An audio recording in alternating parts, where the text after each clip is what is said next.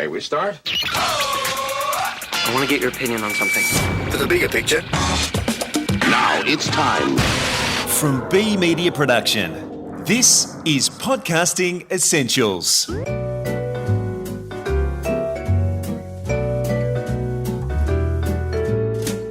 Hi, and welcome to episode 17 of Season 3. I'm Nick Schildberger, Managing Director of B Media Production. This episode, we talk to podcast veteran Rob Greenlee, who's currently VP of Content and Partnerships at Libsyn, and few have as much experience in podcasting as Rob.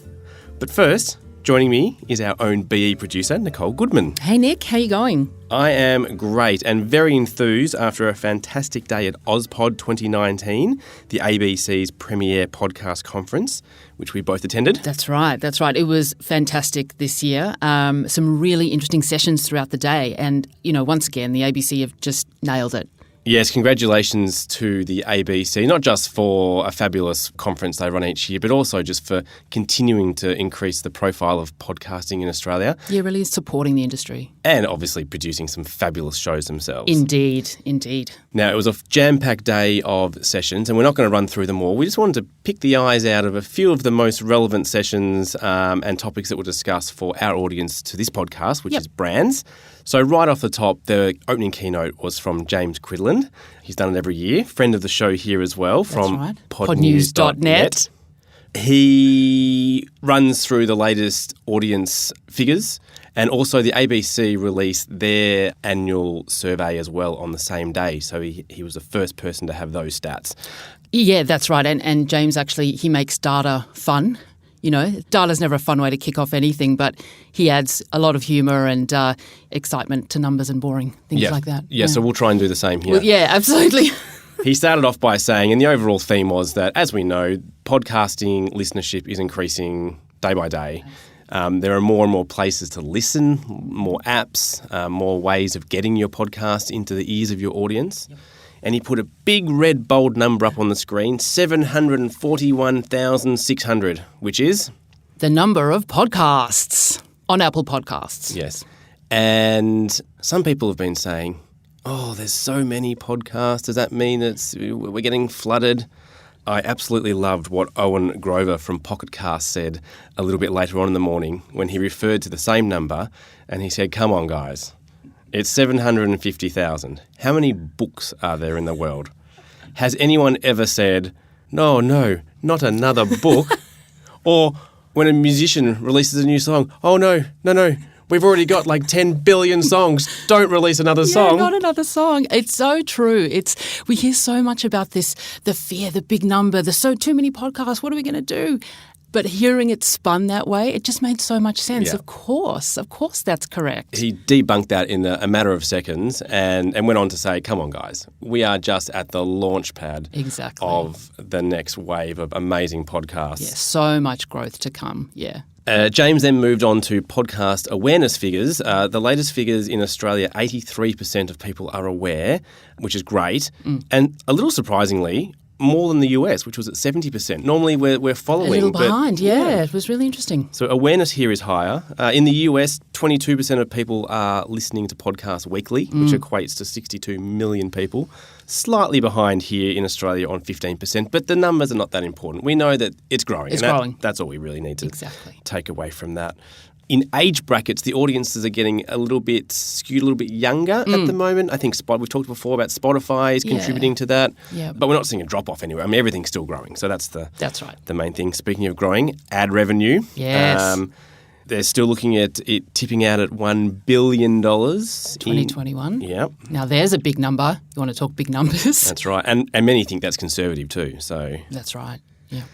The majority of podcast listening is still happening on Apple Podcasts. It's sort of between 55 and 60%. Spotify has doubled in the last 12 months up to 13% and probably growing every day. Really gaining traction. It doesn't really matter where people are listening. You need to be in all these places. But it is interesting to see that Spotify has made a huge play in the last 12 months. And that's really the point for brands too. I mean, when you're thinking about distribution, you've just got to be everywhere on all of these platforms. Definitely. I was a bit surprised by the stats on listening to podcasts through web browsers because that's increasing. So interesting, yes. Now, the reason it's increasing is because of Google indexing podcasts. They've been doing it for a while, but I think it's taking a while for it to trickle through. Yep. James did a search for us, podcasts about elephants, live up on the screen, and straight away you could see 3 individual podcast episodes that had the word elephant either in the title or in the description, which led to another keynote done by Andrew Davies from the ABC, which was all about writing these descriptions and titles for your episodes. And I'm hoping that we'll be able to speak to Andrew on a future episode, but he was basically saying... He was really talking about the need to consider keywords when you're writing your title and your description, but also to make the description and the title enticing. Now, that's quite a bit of work for a podcast or a brand or an agency to consider, but it's valuable, really important. It's one of the key ways people can find or discover podcasts, so it's really worth putting the effort in. And it's for a few reasons. It's obviously for Google searching, as we've just discussed, but it's also for discoverability for people who are just scrolling through podcast apps and looking at different shows. Again, I haven't got the stats in front of me, but Andrew Davies was saying that description plays a hugely significant role in whether or not someone will listen to that episode. Now, speaking of discoverability, podcasters are all trying to find and grow an audience. And there's sort of been some discussion around, well, if you're a rusted-on podcaster addict like both of us and you've got your 5 to 7 hours of podcasting lined up for the week, that you might find it hard with a new podcast to grab their attention. Well, the stat that James showed was that 26%, or 1 in 4 people that are already listening to podcasts, listen to a new podcast in the last week.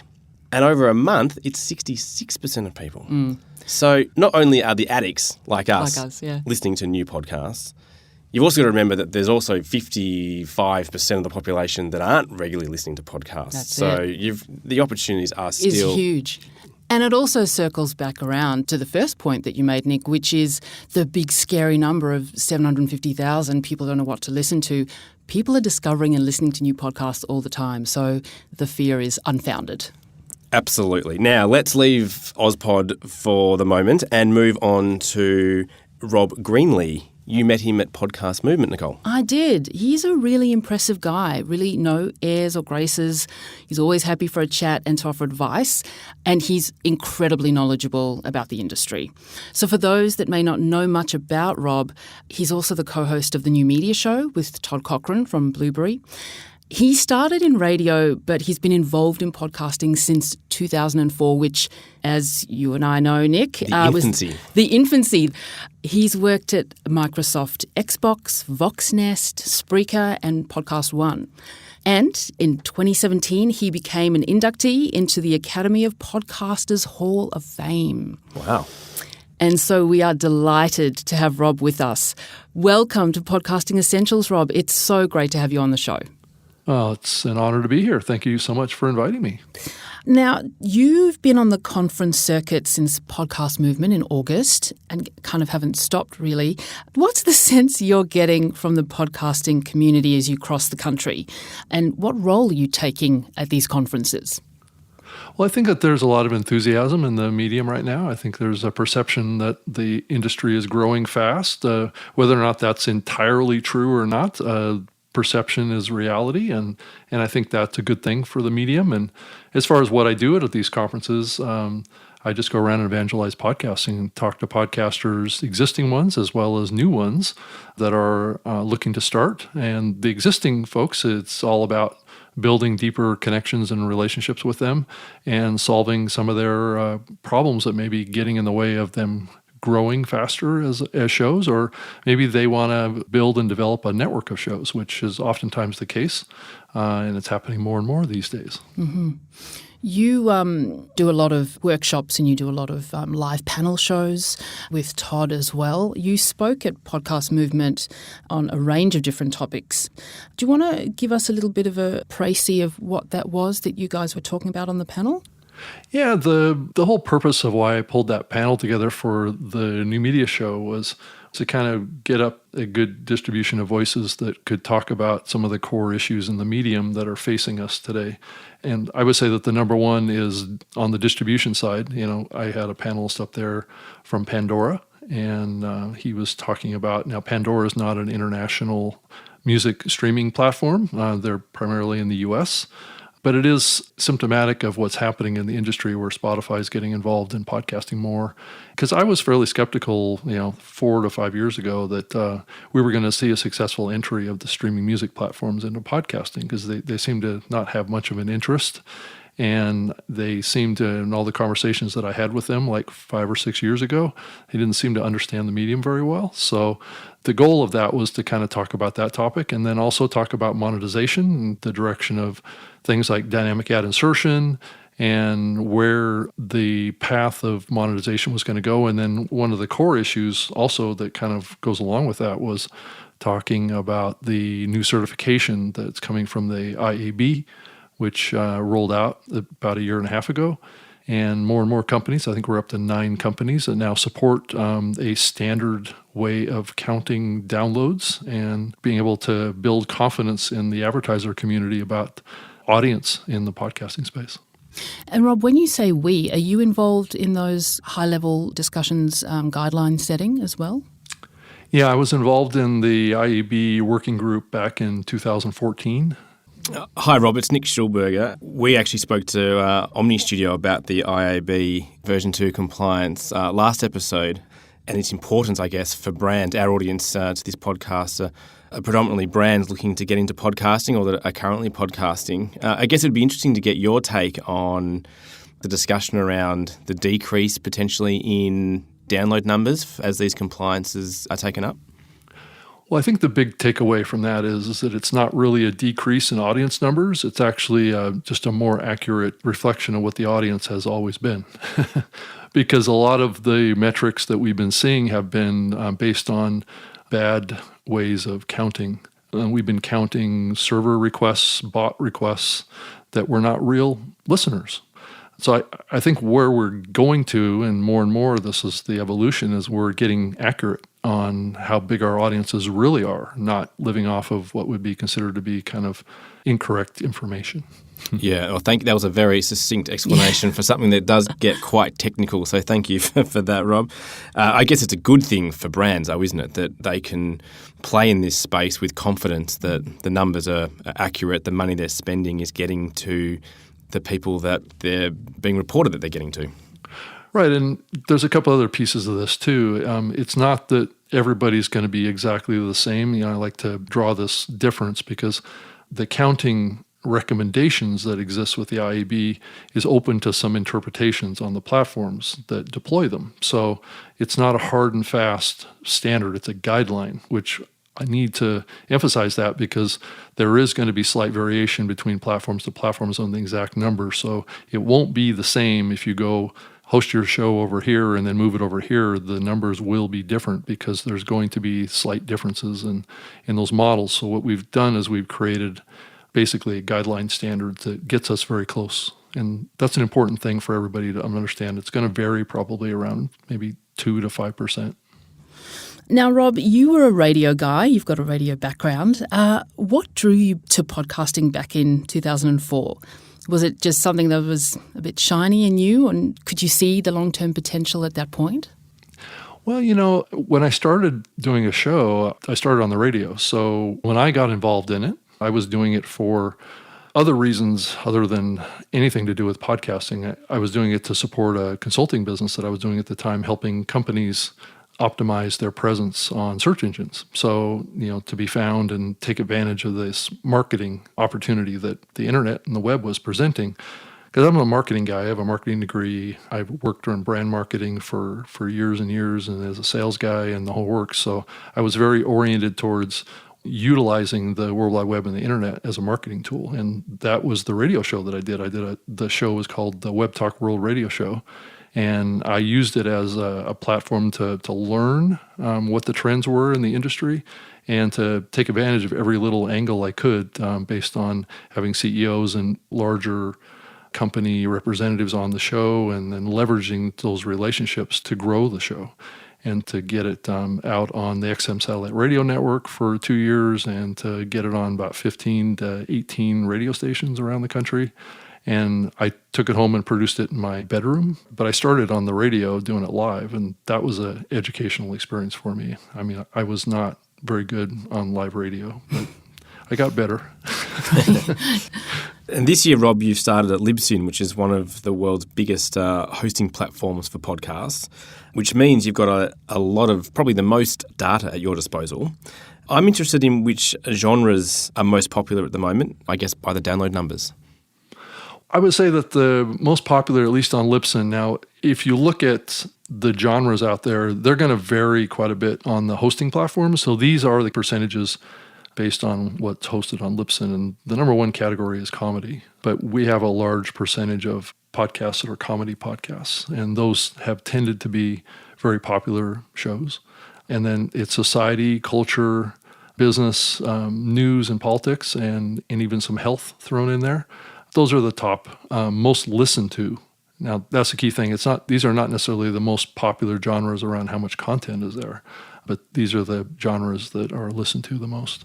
And sticking to the listener side of the equation, Libsyn recently released a report that said that mobile listening has sort of plateaued at around 85%.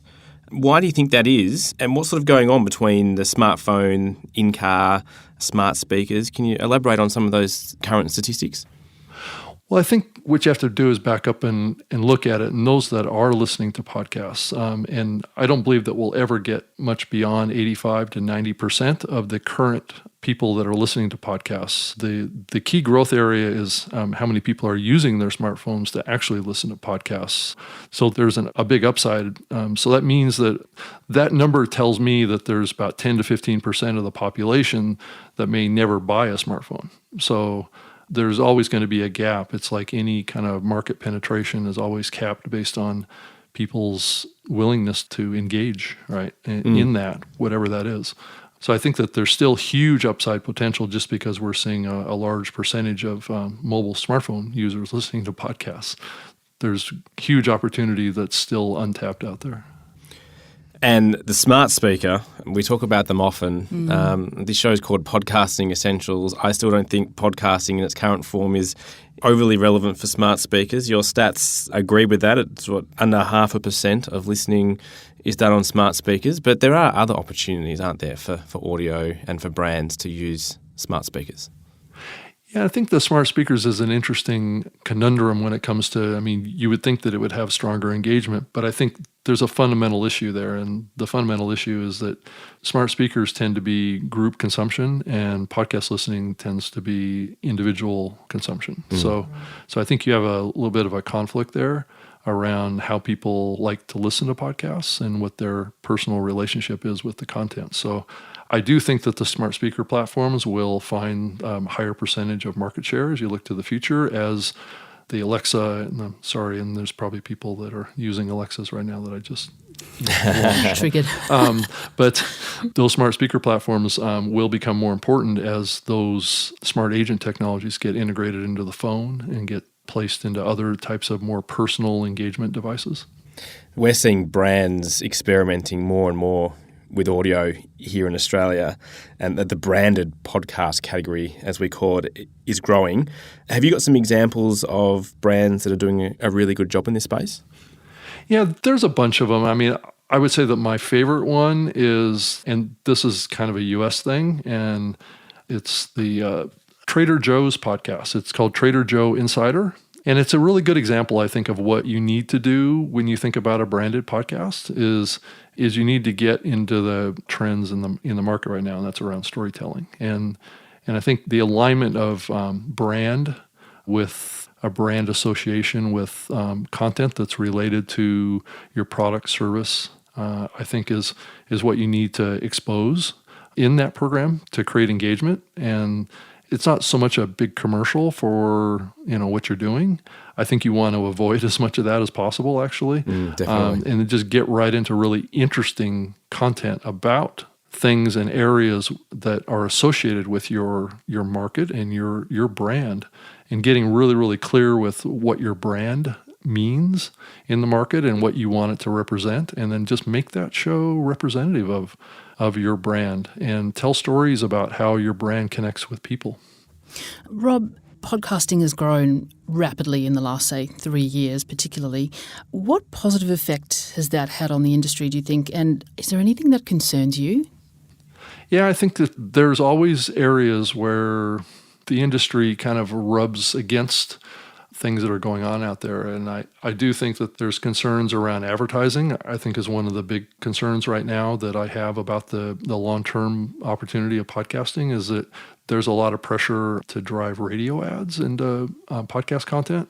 And I think it's a little bit of a danger for the medium from the standpoint of conflicting with the roots of this medium and why this medium even exists. And I think if you go back and you look at the origin story of where podcasting came from and what its culture has been, which has changed, but it started out as a medium that was kind of a stick-it-to-the-man medium. I mean, it was like, we can't be on the radio, but that doesn't mean that we can't produce the content that we want. And that's the attitude. I mean, in the early days, there was no real acceptance of advertising in podcasts.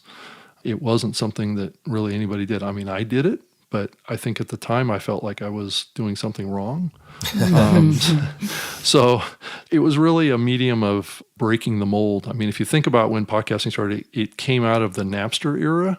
And you know what Napster represented was stealing music from big companies, right? So you can kind of see what the internet was doing back then. It was breaking models and creating new opportunities, but at the same time was a cultural transformation. And I don't know, at the time I didn't realize how fundamental the digital transformation was actually going to turn out to be. It's pretty amazing when I think back on it. And for brands, they can think outside the square. I mean, as with things that are growing quickly, people sort of are quick to copy trends and the way things are being done. And so, podcast ads at the beginning, middle and end of podcasts, and whether they're host-read or not host-read, it's sort of, there's not a lot of different formulas. But for brands that probably don't want to run ads inside podcasts, there are other opportunities to use the content to give exposure to other parts of their business or build trust and move customers on a journey that doesn't necessarily mean you have to have a radio ad yelled at you during a podcast. Mm. Yeah, I don't think that, if you're running a branded podcast, I don't think you want to run any advertising. I think what you want to do is you want to position the content to be content that drives your brand message that then actually is your commercial message. But it's not taking an overt approach, it's taking a content marketing approach, which is a little bit different, but it can be challenging because you're walking a fine line around maintaining trust, and that is not an easy thing to do. But I think you can do it with stories, and I think you can do it with showing examples of things that your customers are doing successfully with the products or services that you have at your company, and not focus on just the commercial elements of it, but focus on the experience and the benefit of it. Yeah, the storytelling and creating entertainment, I think, for brands is really important. But on the other side, if brands want to dip their toe in the water and want to get into the advertising side of things, and we will move on from this after this last question, but you did talk in the new media show about the difference between host-read or baked-in ads versus radio ads, pre-recorded ads. Do you have a sense of what works better, what advertisers should be thinking about? Well, I think we're moving into a phase where more and more advertising is going to be utilizing dynamic ad insertion, which it's a complicated subject. There is kind of two sides to this. There's the live read kind of concept, which is done actually live in the middle of the content and it's baked in. And then there's pre-recorded host reads, which can utilize dynamic ad insertion, which I think is the direction the industry is going, because what we need to do is unlock more ad locations and content across archives as well as current shows. The dynamic ad insertion typically has been done more often in current shows, and it hasn't been deployed quite as often in archives. So depending on the kind of show it is, there's opportunity there. And I think the show content can be the same. The host can produce that show, so the brand would give the host of the show kind of an outline of core topics. And then also as part of that relationship, they may be able to be given access to the product or service so they can use it themselves. And so they can have a story that they can tell about their experience with it. And hopefully it's a positive experience. One of the things that isn't talked about much anymore in the early days of the medium, and back when we were kind of challenging these commercialization issues, was that it was more acceptable back then for a host to bash an advertiser. Yes. And so, it was one of those things that, the advertiser would come in and buy ads, and they would send out a product sample to them and they would try it. And unfortunately, the host wouldn't always feel obligated to be extremely positive about the product. And back in those days, you can kind of see how that might be appealing to an audience that was like, podcasting is a rebel with a definite cause. Yeah. And so there was some friction about that, right? Because as you think about it now, I don't know of too many shows that talk badly about their sponsors, but that was something that happened back then. Yeah. And we're moving rapidly in the kind of other direction. Right, these days. exactly. Yeah. So, and when you do that, you're running into issues of trust, right? Right, Yeah. exactly. I mean, at what point do we crash against that wall and say, can we really trust any advertising in podcasting anymore? Yeah. To move on to maybe some quick fire, more rapid questions. You probably get these questions all the time because we absolutely do. Is there a sweet spot for episode length? What are your thoughts on that? Let me make that simple. No. But that's not to say that there's not some things that you can think about that maybe make sense in that context, where the average length of a commute, at least if I'm referring to something in the U.S., I don't know how common this is outside of the U.S., is about 25 minutes. So when people are in a car, you can see, they go to work 25 minutes, they go home 25 minutes. So, that's 50 minutes. So I would say just generally, though, if you're starting a new podcast, I've been hearing this more here in the last couple of years, too, this concept of earn your duration with your audience. So maybe it may not be a bad idea to start out shorter, like in the 20, 25-minute range, and then grow to longer as you develop a better show and you're able to sustain a longer show. But I think you can do whatever you want to do. I think it should be based on what the content is and what you're trying to cover, Right. How many segments that you have. Audiences will, if they like the stuff, they'll listen. Rob, what about when it comes to releasing podcasts? Is there a better day of the week, do you think? Typically, it's earlier in the week. So you can push stuff out like Sunday night, Monday, Tuesday, Wednesday. I wouldn't get much past Wednesday because, you think about podcast consumption is typically a Monday through Friday thing. So getting it out early gives people more days of access to be able to get to your episodes. That's not to say that you can't publish on the weekends. It's just that most of your listening is going to happen on Monday. What about the time of the day? Does it have an impact? Time of the day is a tricky thing because you're dealing with so many time zones around the world. So you need to think about, well, where do I think my listeners are going to be? What time zone around the world? So, that may be a hard thing to track. But you can look in your dashboard on your podcast hosting platform and find out where the most of your audience is listening, because a lot of the podcast hosting platforms will tell you what country and city your show is getting listened to the most, and maybe you think about those time zones first.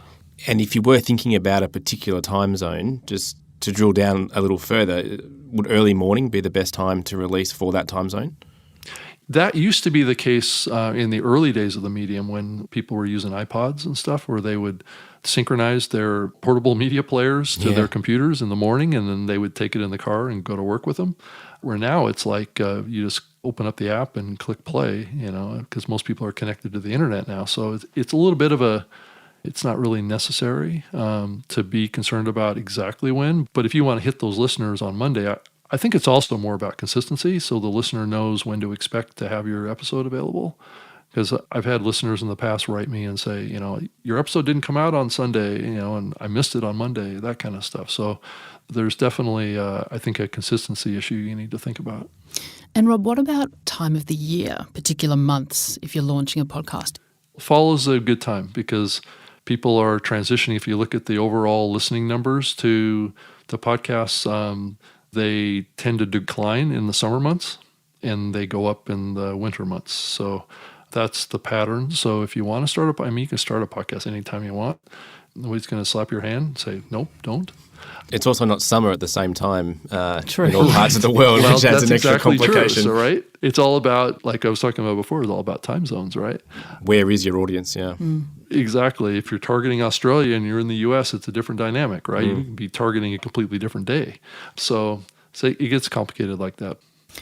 So, Rob, what's on the horizon for Libsyn? Anything that you can share with us? Anything exciting? Yeah, well, we're working on a new ad monetization platform to kind of go back to where we somewhat started a little bit with this conversation. Is it's an important area for the medium. Podcasters need to get paid for the hard work that they do producing this stuff.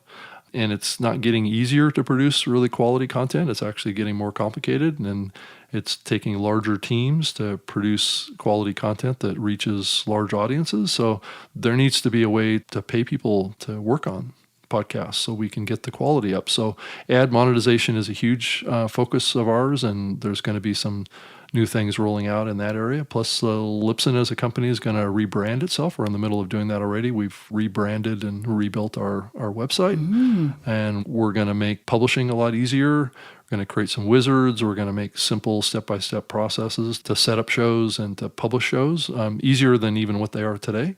And then we're moving down the path stronger towards, like a mobile app that will give you the ability to control your podcast and get your stats and keep up with what's going on your show from anywhere you happen to be. So I would say those are the main three things that we're working on. Fantastic. So, Rob, as we wrap up, you're back in home in Seattle for a minute. Where are you off to next? Which part of the country? What are you doing? In about 3 days, I'm heading to Dallas to go to the NAB radio show, which I've spent quite a bit of time over the years going to radio shows, and that's commercial radio type of conferences and events to help that community kind of understand podcasting. And I'm going to have a booth there and going to do some education of some college students that are going to come in. I'm going to do a workshop with them about podcasting, so it should be interesting. Well, Rob, you're an absolute wealth of information on podcasting. We could talk all day. Thank you so much for joining us. It's been fantastic. Thanks, Rob. It's been a pleasure having you. Thank you for taking the time. We appreciate it. Well, thank you for having me. It's a pleasure to be here. And thank you, Nicole, for joining me today. It's always a pleasure, Nick. That's all we have time for this edition of Podcasting Essentials. For more about us and how we can help you create a podcast or audio strategy for your brand, you can go to be.com.au. From all of us at B Media Production, thanks so much for listening.